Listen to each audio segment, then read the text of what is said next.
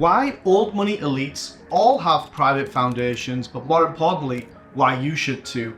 In this video, we're going to break down how they're all set up, how it works, but more importantly, how you can do exactly the same thing and get all of those tax benefits, yet stay in control. I'm KC Chohan, founder of Together CFO. Let's get into it. As the economy has so much uncertainty going on right now, whether it's wars, currency, debt, there's a million different things that are going on. There's one thing that all the old family elites, the old money, have in place already that you should look into and see if it's a good fit for you. There's a reason why the likes of Bill Gates, Warren Buffett, Jeff Bezos, Elon Musk, and so on and so on and so on, not just the old money, but also the billionaires and the elites, they all have strategic giving. So this is where you give to charity strategically because you retain all the control. So it's really getting down into the difference between ownership and control. This really only applies to people that have excess cash or excess profits, usually business owners and high earning W2 employees at 500K plus. But generally speaking, if you have an excess or a surplus of cash that you don't know what to do with and you're getting taxed on, then strategic charitable giving could be a great option for you. Let's get into it. All of these old money elites and the billionaires all contribute to charity. They use things like the Giving Pledge, but really this all ends up in one of two locations. Usually that is a private foundation. Mark Zuckerberg is a little bit different with the Zuckerberg-Chan initiative, which was a charitable LLC, very different to the way everyone else was set up, but we wouldn't expect anything less than that from Zucks, right? But let's focus on what the vast majority of these elites do, which is private foundations. And the reason they do that is because they get a significant tax deduction every single year with all these donations. So generally speaking, into a private foundation, you can deduct up to 30% of your AGI. But there's other workarounds where you can actually get that number up to 60% if you're using like a DAF, or even all the way up to 100% if you use other vehicles in the middle. So they are complex trusts. So if you put a trust in the middle, certain types of complex trusts can donate 100% to the private foundation, whereas you personally, you're limited to 30% on your AGI. I don't want to get too much into the weeds on that. Let's get into the detail of the video. Stick around till the end. And if you do want to get into the weeds, leave a comment below and we'll make a video just on that. So now let's translate the situation of what these elites are doing into your situation. They obviously have a huge surplus of cash every single year and want to reduce their tax burden. But you might be in a similar position, but just with less zeros, right? If you're paying over 200K plus a year in taxes, then a private foundation could be a good strategy for you to use. Reach out to your CPA,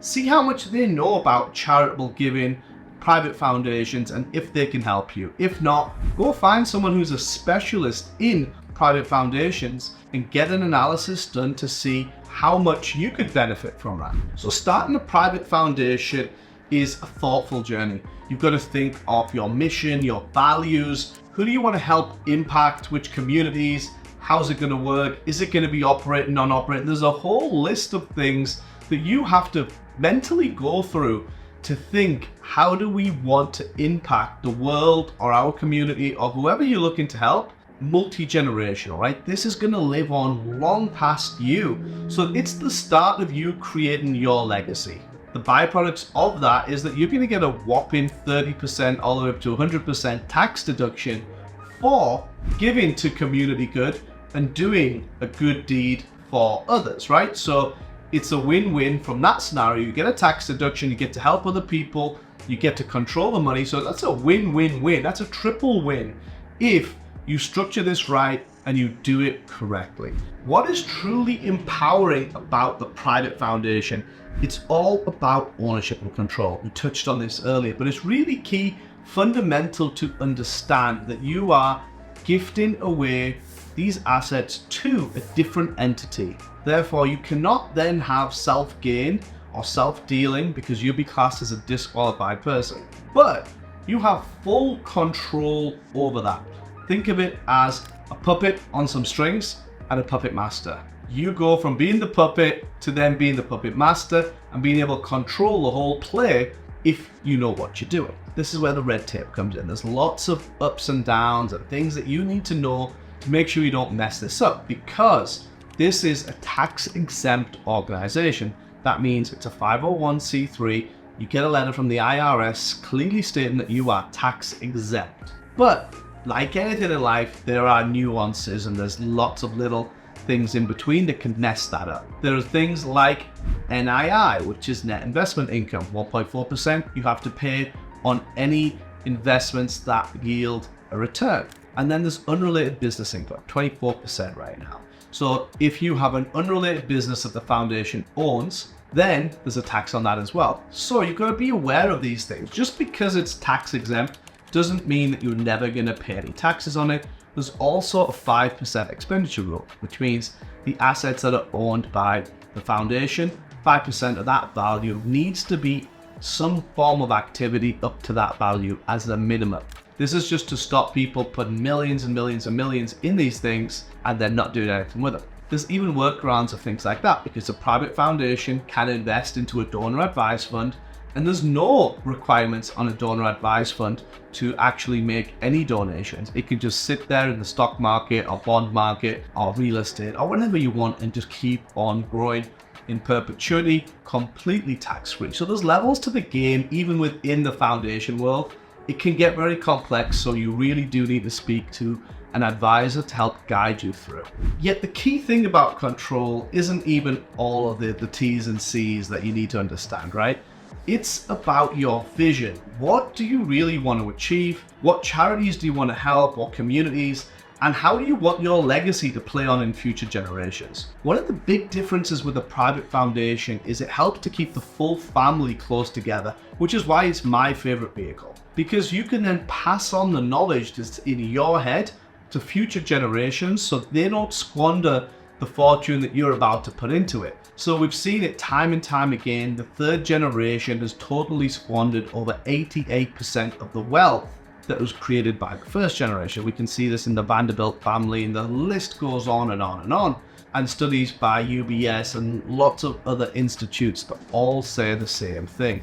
You go from riches to rags in 3 generations. So we don't want that. A private foundation is the perfect tool, if run correctly, to help share that knowledge, show the next generations what you look to invest in, what you look to make an impact in. And the Rockefellers did this tremendously well. And so did the Buffetts. If you look at Howard Buffett, he then created the trust and the foundation for Warren, and Warren now has his kids running that. So this is a great example of how you can pass on multi-generational wealth by using a foundation, and if done correctly, in a tax-exempt status. It isn't all just about giving as well. So there's other benefits you get. Look at Bill Gates as a prime example of this. We did a video on Bill, how he went from being really hated to really loved, and now he's really hated again. But he went from being enemy number 1 to actually being liked because of all the philanthropy that he did. Bill and Melinda spend millions of dollars on charitable things.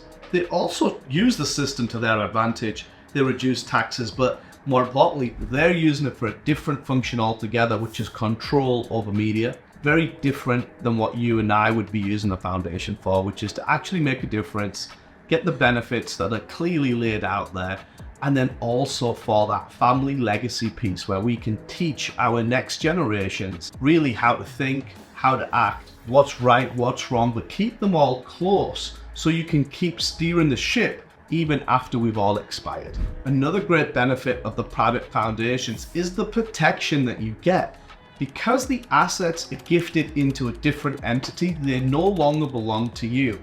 Therefore, that huge target on your back from being a wealthy, high net worth person has significantly reduced because you no longer own the assets. The likelihood of you being sued or someone coming after you is going to significantly reduce because on paper, you will appear to own nothing. It's a very different animal to LLCs, S Corps, C Corps. Has a completely different set of rules. The way you file the taxes in these nonprofits is completely different as well. So your CPA, although they may be really good at the LLC and the S Corp, C Corp level, they may not have much exposure in this private foundation nonprofit world. So it's really important for you to surround yourself with the right team and put those pieces of the jigsaw together correctly so you can get the best decisions made for you, not just now, but for your future legacy too. If you'd like more information about it, hit the link below, and remember to comment and subscribe. We'll make more of these videos to help inform you on your options, because you don't have to move offshore or overseas or go to Puerto Rico. You can set up in America. There's a reason why most billionaires still live here today, right? It's because they're using these types of strategies to get them down into low single-digit tax rates, all completely legally, while controlling those funds on the back end. So if you'd like to know more, hit the link below. We'd love to get on a call and show you how it all works. I'm KC Chohan, founder of Together CFO. Peace out.